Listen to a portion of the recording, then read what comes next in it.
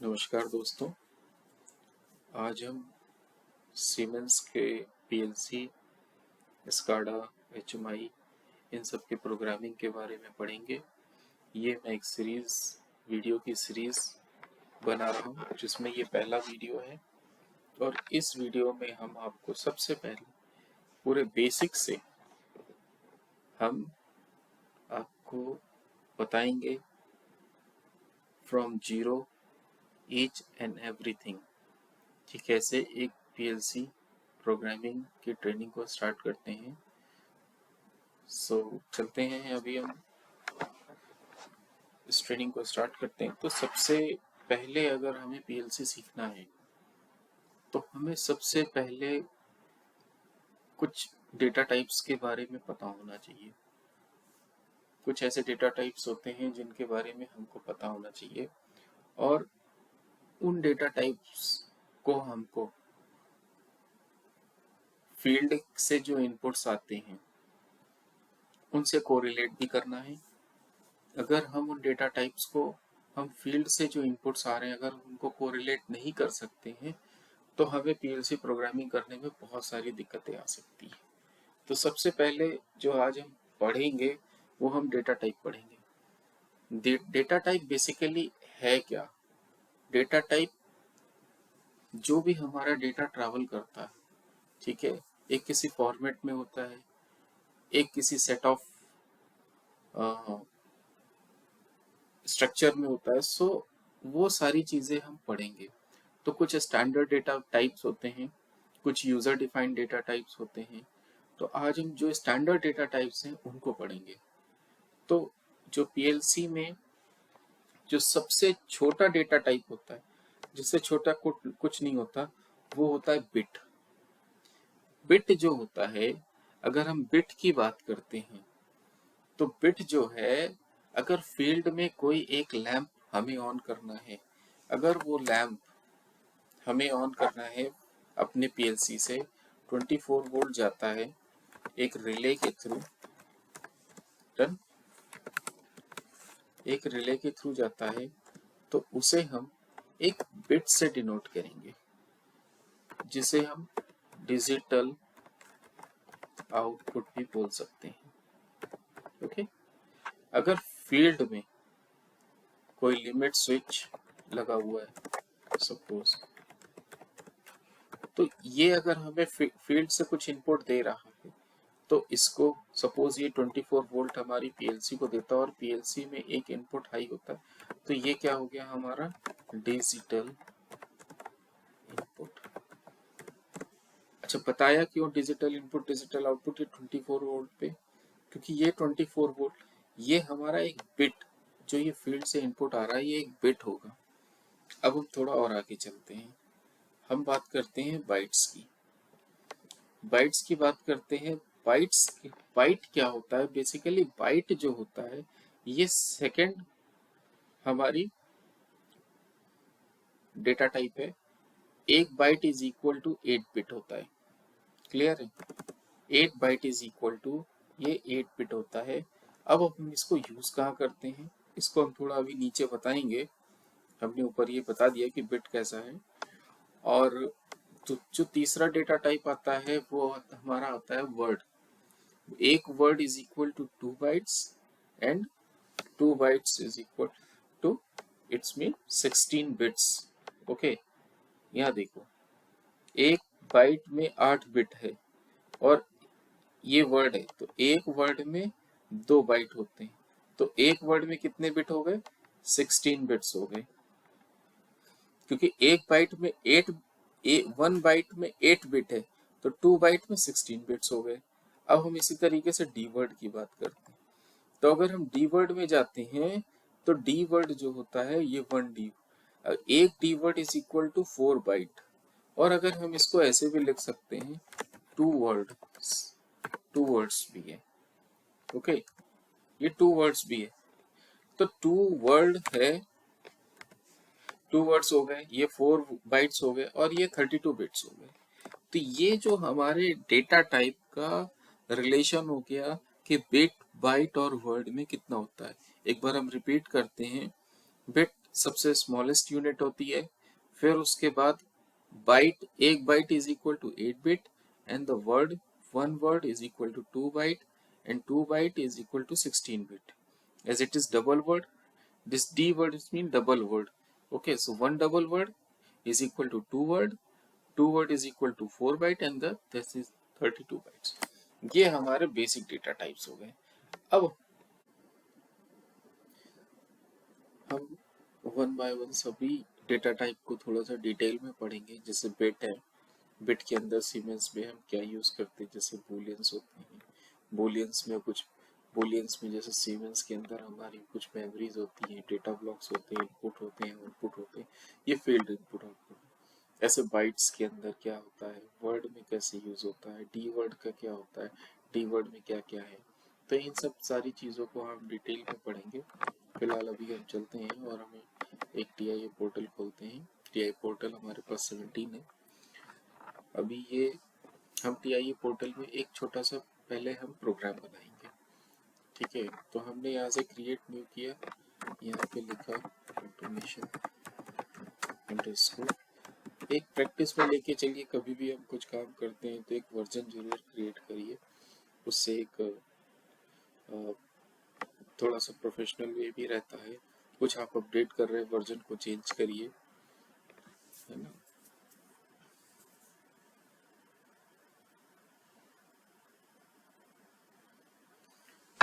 अब देखिए, हमने एक यहाँ पे क्रिएट न्यू करके प्रोजेक्ट किया। अब इसमें कुछ ऑप्शंस आते हैं, ड्राइव कॉन्फ़िगरेशन डिवाइसेस होती हैं, राइट पीएलसी प्रोग्राम्स, हम इन सारे ऑप्शंस को छोड़ेंगे, हम सीधे हम प्रोजेक्ट व्यू को खोलेंगे यहाँ पर, है ना। क्योंकि अब हम यहाँ शुरुआत से हम एक प्रोजेक्ट को, एक हम कोई पीएलसी या हम यहाँ पर एक प्रोजेक्ट बना रहे हैं, तो हमने ऐड न्यू को एक डिवाइस लेंगे। अब एक डिवाइस में हमें सपोज कंट्रोलर के अंदर देखिए यहाँ 1200 है, 1500 है, 300 भी है, 400 भी है, 8200 CPU, HMI भी है, PC सिस्टम मतलब स्कैडा सिस्टम्स भी है।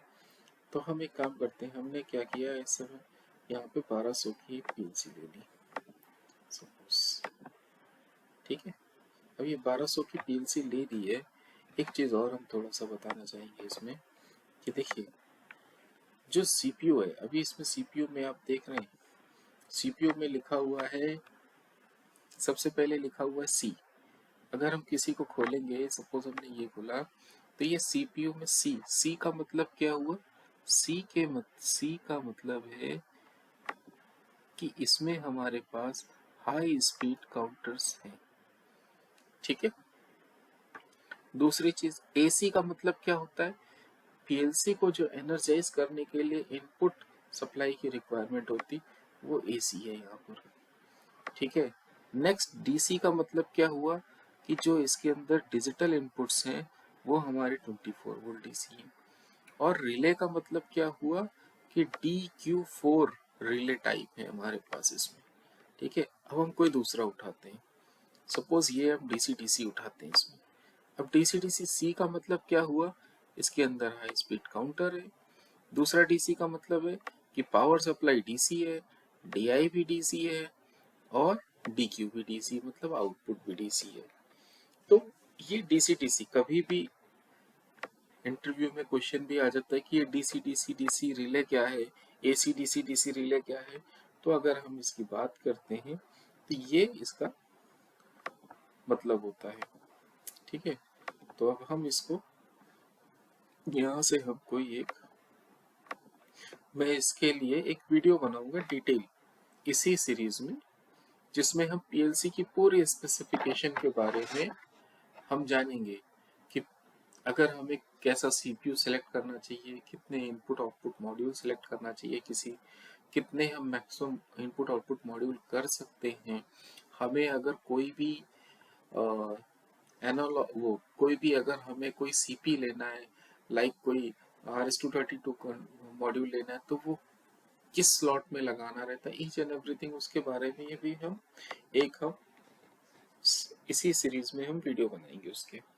बट अभी हम एक बैकअप बनाया, एक हमने प्रोग्रामिंग अभी स्टार्ट की है। तो ये हमने एक सीपीयू ले लिया, CPU लिया है 1214C, ठीक है। देखिए यहाँ पर आ गया। तो अब यहाँ पे आने के बाद अब हम सबसे पहले ये जो हमारे पास CPU है, हम इसको जरा से ओपन करते हैं, इसकी प्रॉपर्टीज में जाते हैं, ठीक है। हम इसकी प्रॉपर्टीज में जाते हैं और हम इसके कैटलॉग इंफॉर्मेशंस में जाते हैं, ठीक है। अगर हम इसके कैटलॉग इंफॉर्मेशन में जाते हैं तो ये डीसी डीसी है, तो इसका मतलब डीसी पावर सप्लाई हो गया, डीसी डीआई भी हो गया, है ना, ठीक है। अब देखिए इसमें अगर मुझे कोई भी ये हार्डवेयर कैटलॉग किनारे रहता है, अगर मुझे कोई डिजिटल इसमें इनपुट करना है, डिजिटल इनपुट लेना है, तो देखिए DI में हमारे पास यहाँ पर DI8, DI16, ये 16 DI का है, ये 8 DI का है, ये 16 का है। तो अब हम इसमें से इन दोनों में से हमने ये वाला ले लिया। अब जैसे ही आप क्लिक करोगे ये बता देगा, ये चीज आपको यहाँ पे डिक्लेयर कर देगा कि ये स्लॉट ये कहाँ पर एंटर हो सकता है। तो हमने क्या किया, इसको डबल क्लिक किया तो पहला मॉड्यूल आ गया DI में। सेम एज इट इज अगर मैं DO में जाता हूँ, एक DO भी ले लेता हूँ 16, यहाँ पे बहुत सारे हैं, ठीक है। तो हमने एक यहाँ पर DO ले लिया। फिर अभी हम थोड़ा नीचे और जाते हैं, तो हमने कहा कि कुछ हमें कम्युनिकेशंस के लिए भी चाहिए। तो अगर हम कम्युनिकेशंस की बात करते हैं तो हमारे पास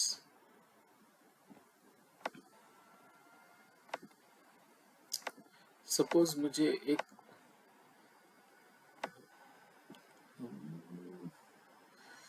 ये ले लेते हैं, इसमें से हमने इसमें से एक RS-232, सपोज मेरे पास एक कोई स्कैनर है, बारकोड स्कैनर, वो मुझे PLC से कनेक्ट करना है, या कोई ऐसा ओल्ड डिवाइस है जो मुझे कनेक्ट करना है। तो जब मैंने इस पर क्लिक किया तो मुझे बता दिया इसने कि भाई तुम यहाँ पर डाल सकते हो। तो बहुत अभी जो हमारा TI है बहुत ज़्यादा यूज़र फ्रेंडली है, ठीक है। अगर हम इसके नेटवर्क व्यू में जाते हैं तो ये नेटवर्क व्यू में केवल अपनी PLC को बताएगा। हम इसके ऊपर डबल क्लिक करेंगे तो इसकी पूरी डिटेल्स आ जाएंगी, ठीक है। अब ये इसमें नेटवर्क टोपोलॉजीज भी है।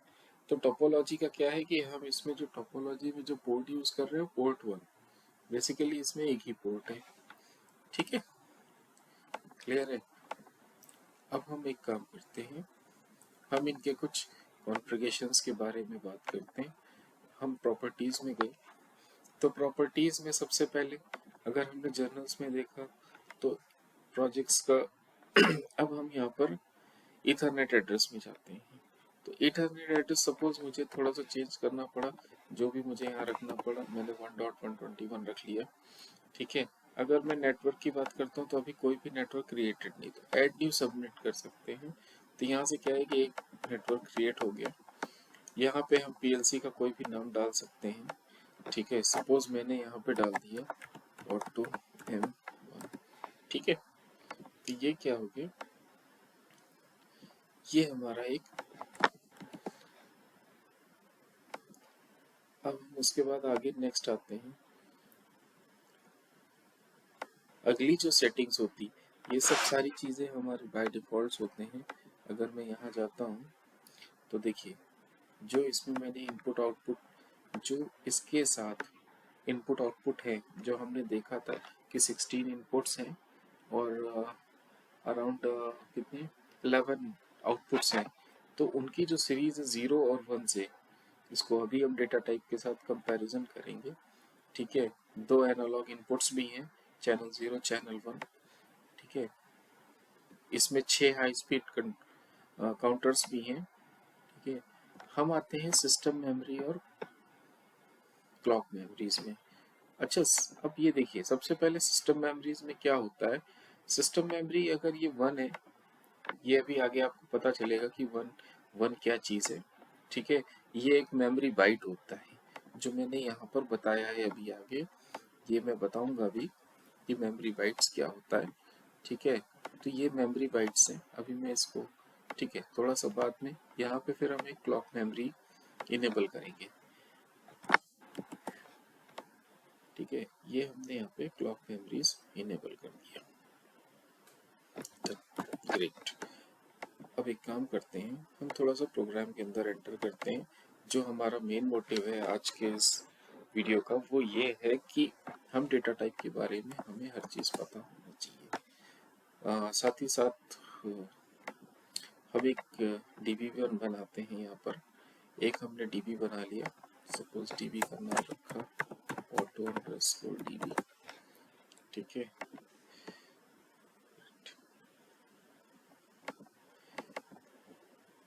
अब सबसे इम्पोर्टेंट चीज़ है कि हमने यहाँ पे कुछ हमारे पास इंस्ट्रक्शंस होते हैं। जो पहला इंस्ट्रक्शन होता है वो एनओ का होता है। एनओ क्या होता है? बेसिकली इसको बोलते हैं नॉर्मली ओपन। नॉर्मली ओपन का मतलब है कि अगर हम इसमें दो स्टेज होती है। अगर हमारे पास स्टेज में अगर इसमें स्टेज अगर 1 है तो पास भी 1 करेगा, 0 है तो 0 पास करेगा। बट जो एनसी होता है, आपने अगर फील्ड वायरिंग में देखा होगा तो रिले में जैसे आपने रिले में देखा होगा नॉर्मली ओपन नॉर्मली क्लोज। तो जब भी रिले एक्चुएट होती तो क्या होता है, तो जो नॉर्मली ओपन होता है वो क्या हो जाता है, क्लोज हो जाता है। और जो एनसी होता है वो क्या होता है, ओपन हो जाता है। तो दोनों वाइस वर्सा काम करते हैं। तो एज इट इज ऐसा ही है। तो जब भी अगर यहाँ पे हम 1 मूव करते हैं तो अगर ये फील्ड से वैल्यू 1 आ रही है तो ये 1 देगा। बट अगर इसमें फील्ड से वैल्यू 1 आ रही तो ये डिसेबल हो जाता है। तो अभी अगर हम बात करते हैं सबसे पहले मेमोरी एड्रेस की, तो मेमोरी एड्रेस सपोज मैंने यहाँ m.0 ले लिया। सपोज एक ये हमारा जो है, इसको मैं अगर रीनेम करता हूँ तो इसको बोलता हूँ I_start मोटर, ठीक है। ट्राई यही करता हूँ कि फर्स्ट लेटर कैपिटल हो दोनों। इसमें स्पेस अलाउ नहीं होता है, ठीक है। तो हम क्या करते हैं, अंडरस्कोर लगा देते हैं। फिर हम यहाँ दूसरे पे गए।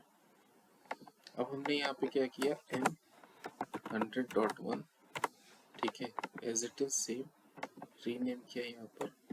तो मैंने ये भी एक टाइप का इनपुट है, तो मैंने इसको क्या बोला, स्टॉप, ठीक है, मोटर।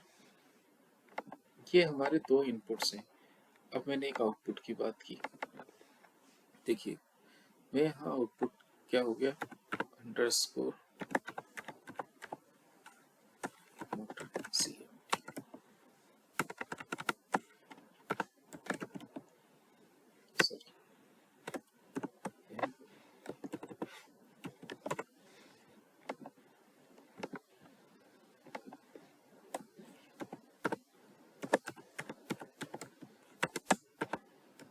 ये मोटर का आउटपुट का कमेंट हो गया, ठीक है। ये हमने एक लॉजिक बनाया। अब इस लॉजिक में अगर हम बात करते हैं कोरिलेशन की, तो हम अपने इस चीज से हम कोरिलेट करते हैं। क्योंकि मैंने पहले बोला कि अगर पीएलसी के बारे में सीखना है तो पीएलसी, फील्ड, डेटा टाइप, इन सब चीजों के बीच में कोरिलेट करना आपको, अदरवाइज आप एड्रेसिंग कर नहीं सकते हो। आप एम लिखोगे कि एम बी लिखोगे कि एम डब्ल्यू लिखोगे कि एम डी लिखोगे, इसी में बहुत सारा कंफ्यूजन रहेगा। और आप ये हिट एंड ट्रायल करते करते करते करते आपको 1 से 1.5-2 साल लग जाएगा। जब तक आप एक्सपर्ट लेवल पे नहीं आते हो तब तक आपको अंडरस्टैंड नहीं हो पाए कि ये क्लास बहुत इंपॉर्टेंट है, बहुत ज़्यादा इंपॉर्टेंट है। तो हम यहाँ पे अभी हमने बिट की बात की थी। तो हमने यहाँ पे क्या किया, हमने कोई भी मेमोरी अगर बिट में यूज़ की है तो मेमोरी को हम बिट में कैसे डिनोट करते हैं, यहाँ पर M0.0। तो देखिए यहाँ पे M100.0 लिखा। M100.0 का मतलब क्या हुआ कि एक बिट हम यूज कर रहे हैं। क्लियर है। अगर अब ये देखिए, ये स्टॉप का भी हमने क्या किया, M100.1, आउटपुट क्या है 100.2। तो ये सारी चीजें बिट में है। अब एक काम करते हैं, अब हम इसी चीज को हम डेटा बेस में भी, वो डेटा ब्लॉक में भी बताएंगे, मगर उससे पहले हम इस पे हम पीएलसी के ऊपर राइट क्लिक करेंगे। इसमें ऑप्शन होता है असाइनमेंट लिस्ट। अगर हम असाइनमेंट लिस्ट में जाते हैं तो यहाँ पे हमको एक चीज पता चल जाती है, कि आप यहाँ पे देखोगे कि एक हमने MB100 लिया। MB100 लेने का मतलब क्या हुआ कि मैंने एक MB100 यूज किया, ठीक है, और उस MB100 के पहले बाइट को, पहले बिट को, दूसरे बिट को और तीसरे बिट को यूटिलाइज किया हुआ है, ठीक है, 1 2 3। और एक बाइट में कितने बिट हैं यहाँ पर, 0 1 2 3 4 5 6 7, मतलब 8 हो गए। और मैंने भी यहाँ पे आपको क्या बताया था स्टार्टिंग में कि एक बाइट में कितने बिट्स हैं, यहाँ पर देखिए 8 बिट है। तो देखिए यहाँ पे अगर हम इसकी बात करते हैं तो ये चीज मैंने आपको अभी दिखाया कि मेमोरी जो हमने यूटिलाइज की है, तो इसमें M0.0 का मतलब क्या हुआ कि बाइट डॉट बिट, मतलब जो पहला वाला है वो बाइट को डिनोट करता है और दूसरा वाला क्या करता है, उसके बिट को डिनोट करता है। तो अगर हम इसकी बात करते हैं, इस 1 की बात करते हैं, तो ये क्या हो गया, M100 बाइट क्या है, M100.1।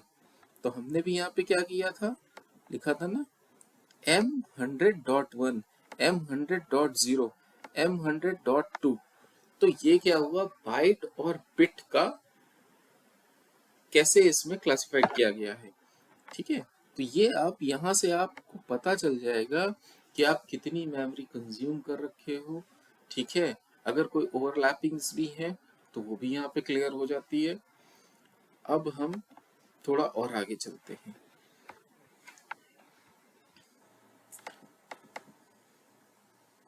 हमने क्या किया कि जब ये मोटर ऑन हो गई तो हमने इसको ना रन कमांड जाने के बाद एक हमने मूव का ब्लॉक लिया।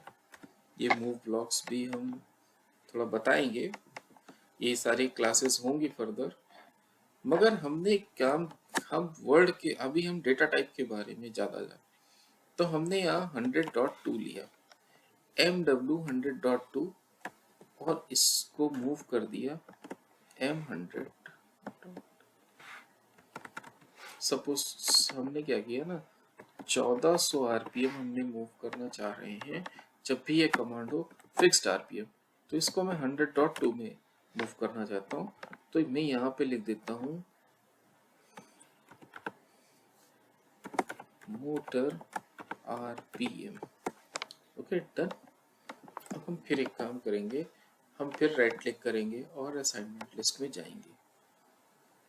असाइनमेंट लिस्ट में गए तो यहाँ पे देखिए क्या लिखा हुआ है, M02 और M03।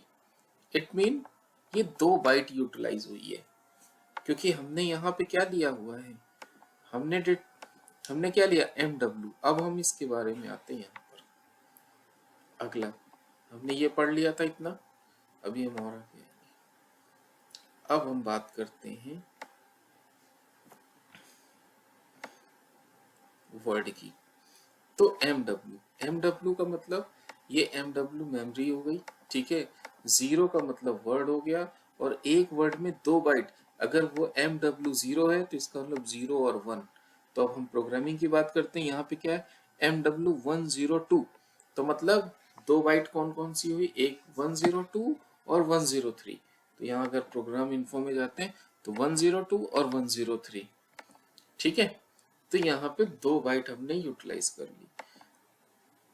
आप इन डेटा टाइप्स को बहुत ही क्लियरली पढ़िए और समझिए। अगर कुछ इश्यू है तो कमेंट बॉक्स में आप जरूर बोलिए, मैं उसका रिप्लाई अवश्य करूंगा, ठीक है। इसीलिए मैंने ये हिंदी में क्लासेस कर रहा हूँ कि हमारे भारतीय भाइयों को बहुत अच्छी तरीके से समझ में आ जाए, है ना। कुछ भी डाउट हो तो जरूर पूछें। अब हमारा यहाँ तक हो गया, अब हम थोड़ा और आगे चलते हैं। हमने वर्ड की बात तो कर ली, है ना। अब हम एक काम करते हैं, हम थोड़ा सा और ये, हम इसको कैरेक्टर्स की भी बात करते हैं। सपोज मोटर जब किया ना, ऑन किया, तो मुझे कहीं कुछ डिस्प्ले भी करना पड़ गया। सपोज कुछ डिस्प्ले कर रहे हैं, सपोज मैंने यहाँ क्या किया, MW106 ले लिया और मैंने यहाँ पे लिखा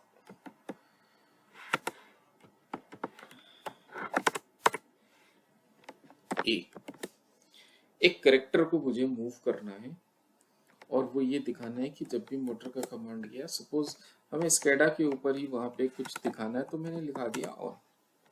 करेक्ट है। तो मुझे एक स्केडा के ऊपर दिखाना है कि भाई ये सॉरी MB106, ठीक है। तो वहां मुझे स्केडा के ऊपर दिखाना है। अब मैं फिर यहाँ, तो यहाँ पे देखो क्या हुआ, एक बाइट मैंने यहाँ पे यूटिलाइज की, केवल एक बाइट। अब मैं इसमें आता हूँ अंदर, तो बाइट में मैंने करेक्टर्स के बारे में बताया, ठीक है, कि ये जो करेक्टर है हमारा, करेक्टर क्या होता है, ये मेमोरी, ये मेमोरी, इसको हम कैसे लिखते हैं, सॉरी MB लिखते हैं, तो ये MB करके लिखते हैं, ठीक है। तो 0 क्या हुआ, बाइट हो गया। तो एज इट इज यहाँ पे अगर हम प्रोग्राम की बात करते हैं, तो प्रोग्राम की बात करते हैं, यहाँ क्या MB106, तो 106 उसका बाइट एड्रेस हो गया। करेक्ट है। अब अगला आता है, सपोज हमने ये तो कर दिया और हमने क्या किया, सपोज वो मोटर क्या है, कोई फैन में लगा हुआ है, और वो कहते हैं कि उससे हमें ना टेम्परेचर भी कुछ कंट्रोल करना है, तो हमने क्या किया, एक सेट पॉइंट भी दे दिया यहाँ पर। तो फिर मैं सेट पॉइंट भी मूव कर रहा हूँ, तो सेट पॉइंट मूव करने का है कि मुझे रूम का जो टेम्परेचर है वो 22.5 करना है। करेक्ट है। तो 22.5 करने का मतलब है कि मुझे, मैंने यहाँ पे MD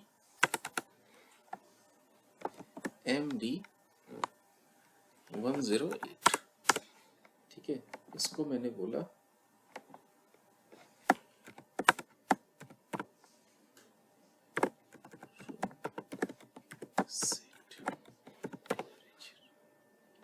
ठीक है, ये क्या है,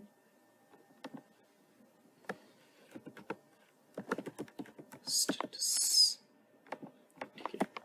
फिर मैं एक बार प्रोग्राम इन्फो असाइनमेंट में जाऊंगा। देखिए ये 4 बाइट इसने लिया है। अब मैं इसमें ये चीज बताऊंगा यहाँ पर कि 4 बाइट ये कैसे, क्यों, क्योंकि हमने क्या यूज किया, रियल, हमने यहाँ पर रियल यूज किया, ठीक है। अब रियल क्या होता है, उसको हम डिनोट कैसे करते हैं, MD से करते हैं। जो 0 होता है, जो पहला वर्ड होता है, यहाँ पे देखिए पहला क्या है, 108, तो मतलब 108, 109, 1010 और 1011, यहाँ पे देखो 8, 9, 10, 11, 4 बाइट यहाँ पे यूटिलाइज हो गई है, ठीक है। ये 4 बाइट यूटिलाइज हुई है। तो इसी तरीके से ये हमारे डेटा टाइप होते हैं और उनके कंजम्पशंस मेमोरीज कितनी होती है। अब हम फिर से इसी पेज पे दोबारा वापस आते हैं, तो हम इसमें से फिर से इसको सबको अभी दोबारा हम रिव्यू करेंगे। तो इसमें क्या है, बिट, जो हमने बिट्स की बात की है, बिट्स क्या होते हैं, बेसिकली सबसे स्मॉल यूनिट होती है। बाइट्स क्या होता है, एक bytes is equal to 8 bit होता है। वर्ड जो होता है, एक वर्ड में 2 बाइट और 16 बिट्स होते हैं। डी वर्ड जो होता है, 1 D word is equal to 2 word and 4 bytes और 32 बिट्स होते हैं। मैंने आपको बताया कि जो बूलियन होता है बिट, हम बूलियन करके यूज करते हैं, तो उसकी जो रेंज होती है वो 0 to 1 होती है। इसको हम PLC में जो डिनोट करते हैं उसको M0.0 से करते हैं, ठीक है, जिसमें पहला पार्ट जो होता है 0 का वो हो गया बाइट, दूसरा बाइट पार्ट होता है बिट, ठीक है। हम इसी तरीके से हमने ये भी बिट के मेमोरी के बारे में बताया आपको। अब अगर हम बाइट की बात करते हैं, तो बाइट पे बेसिकली हम 3 टाइप के यहाँ पर हमारे पास डेटा टाइप्स हैं। एक होता है अनसाइंड स्मॉल इंट। इसमें 2 चीज है, अनसाइंड स्मॉल और इंटीजर इंट। तो अनसाइंड का मतलब क्या हो गया कि इसकी वैल्यू ऑलवेज पॉजिटिव होगी, नेगेटिव नहीं हो सकती है, ठीक है, ऑलवेज पॉजिटिव। क्लियर है। स्मॉल इंट का मतलब क्या होता है, ये बाइट है। अगर देखो हम इसमें एक चीज दिखाते हैं, हमने कैलकुलेशन में कैलकुलेटर खोला यहाँ पर हमने, ठीक है, ये क्या होता है, 8 बाइट होता है। हमने बाइनरीज के ऊपर क्लिक किया, ठीक है।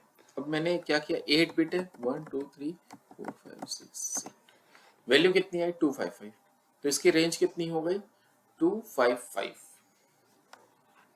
करेक्ट है। तो जो हमारी अगर 8 बिट्स हैं हमारे पास तो उसकी मैक्सिमम रेंज कितनी हो गई 255, ये अनसाइंड की रेंज हो गई है, ठीक है। अब हम बात करते हैं दूसरे, तो जो एस इंट है ये केवल स्मॉल इंटीजर, तो जो स्मॉल इंटीजर है इट कैन बी, ये नेगेटिव भी हो सकती पॉजिटिव भी हो सकती है, रेंज इसकी भी 255 है। बट इसमें क्या होता है कि इसमें जो रेंज हमारी इसमें -125 128 से लेके 127 तक होता है।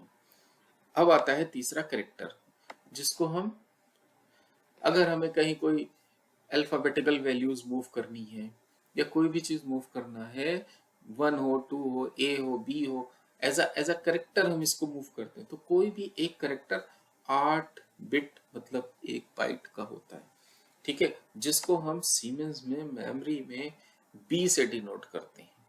क्लियर है। अब हम देखो, अब हम बात करते हैं डीबी की। तो इसमें जो हम डीबी यूज करते हैं, हमने जो अभी यहाँ पर एक डीबी बनाई है, इसके बारे में अभी हम प्रोग्रामिंग करेंगे तो हम वहां पे भी आपको एक बार एक्सप्लेन करेंगे तो और अच्छे से समझ में आएगा। तो डीबी जो होता है, डीबी की इसको लिखने का स्ट्रक्चर क्या होता है कि अगर इसका हम एड्रेसिंग लिखते हैं तो एड्रेसिंग का फॉर्मेट क्या होता है, तो यहाँ पे लिखा हमने db1, db1 का मतलब कौन सी डीबी है, जैसे यहाँ पर कौन सी हो गई db1 हो गया, ठीक है। अब उसके बाद यहाँ पे क्या लिखा dbx.0.0, dbx0.0 का मतलब क्या हो गया कि जो इसमें db है, db ये तो चलो ये db का एड्रेस, ये db का प्रीफिक्स हो गया कि db का हम कोई एड्रेस यूज कर रहे हैं। x क्या हो गया, जो इसमें x है, ये x पार्ट इस पार्ट को डिनोट करता है कि ये बुलियन है, ठीक है, ये बुलियन है। अब 0.0 का मतलब क्या हो गया, पहला बाइट दूसरा bit, same as it is. इसी तरीके से अगर हम फील्ड इनपुट की बात करते हैं तो फील्ड इनपुट में भी i 0.0, i को हम इनपुट से डिनोट करते हैं, 0.0 को बाइट डॉट बिट। आउटपुट को भी अगर हम इसी तरीके से बोलेंगे तो 0.0 फिर q 0 है ना, q आउटपुट को डिनोट करेंगे, फिर उसके बाद हम इसको भी 0.0 को हम बाइट डॉट बिट हम करके इसको डिनोट करते हैं। अब आगे हम बात करते हैं, फिर से हम बाइट पे आते हैं। बाइट पे आने के बाद क्या है यहाँ पर, अनसाइंड, अनसाइंड, स्मॉल इंटीजर और कैरेक्टर्स की बात करते हैं। तो इसमें क्या है, इसको हम एमबी से डिनोट करते हैं, जैसा पहले मैंने बताया, ये हमारा 0 बाइट का हो गया। डीबी के अंदर आते हैं तो याद करो हमने अभी ऊपर क्या बताया था, बुलियन के लिए एक्स यूज करते हैं, मगर जब हम बाइट की बारी आती है, अगर इन तीनों में से कोई डेटा टाइप है तो हम इसको बाइट मतलब बी याद भी कर सकते हैं। अगर जैसे याद करना अच्छी चीज नहीं होती है, प्रैक्टिस में ले लो, नहीं तो एक्स को आप कैसे याद करोगे, एक्स तो कहीं ऐसा कुछ दिख नहीं रहा है बुलियन से मिलता जुलता, तो कंफ्यूज हो जाएंगे। इसको बी को भी बुलियन या बिट समझ सकते हैं। तो यहाँ पे db1 मतलब कौन सी डीबी है, उसके अंदर एड्रेस dbb मतलब बी मतलब यहाँ पर हम इसको बाइट से डिनोट करते हैं। तो अगर 0 है तो इसका मतलब हमने 0 पहली बाइट एक यूज की है। अगर हम इनपुट की बात करते हैं तो IB हम इसको लिखेंगे, I हमारा इनपुट हो जाएगा, B हमारा बाइट, सपोज बाइट को डिफाइन कर रहा है, 0 क्या होता है हमारा byte, same is as it is output को हम Q से डिनोट करते हैं तो QB, और उसके बाद 0 हो गया। अब हम वर्ड की बात करते हैं तो वर्ड में भी हमारे पास दो तरीके के डेटा टाइप्स हैं, एक अनसाइंड इंटीजर, एक इंटीजर नॉर्मल। तो अनसाइंड की रेंज क्या हुई, अगर इसकी भी आपको फिर से रेंज निकालना तो एज इट इज मैंने आपको बोला, ये अभी मैंने कितने लिखे थे 8, तो ये कितने होते हैं, एक वर्ड कितने बाइट का होता है, एक वर्ड कितने बाइट का होता है 2 बाइट का, और कितने बिट का होता है 16 बिट का, ठीक है। तो यहाँ पे क्या हो गया, ये 16, अब इसकी वैल्यू कितनी आ गई 6535, तो हमने यहाँ कितना लिखा 653। अगर आप इसकी भी रेंज निकालना चाहो नीचे तो आप इसमें से एक रिमूव कर दो, तो देखो आपको यहाँ से निकल जाएगा इसकी मैक्सिमम रेंज 32767, ठीक है, और आप इसकी मैक्सिमम रेंज से इसको डिवाइड कर दो तो आपको नेगेटिव रेंज भी मिल जाएगा, माइनस कर दो तो वहां से आपको नेगेटिव रेंज। अब यहाँ पे क्या हुआ, यहाँ पे देखिए, यहाँ पे MW0 हो गया आपके पास, ठीक है। MW0 जो है, MW0 को हम यहाँ से डिवाइड कर, यहाँ पे हम MW0, W मतलब वर्ड से डिनोट हो रहा है, अगर आप याद मत करिए इस चीज को, बस ये जानिए कि W जब हम यूज करते हैं तो वो हमारा MW मतलब मेमोरीज और वर्ड का हो गया, तो 0 वर्ड हुआ, मगर वर्ड में कितने बाइट हुए, 2 बाइट्स होते हैं, 0 और 1 हो गया। Same as it is DB की बात करते हैं, तो DB मतलब डेटा ब्लॉक्स, इसको हम लिखते हैं DB1.dbw।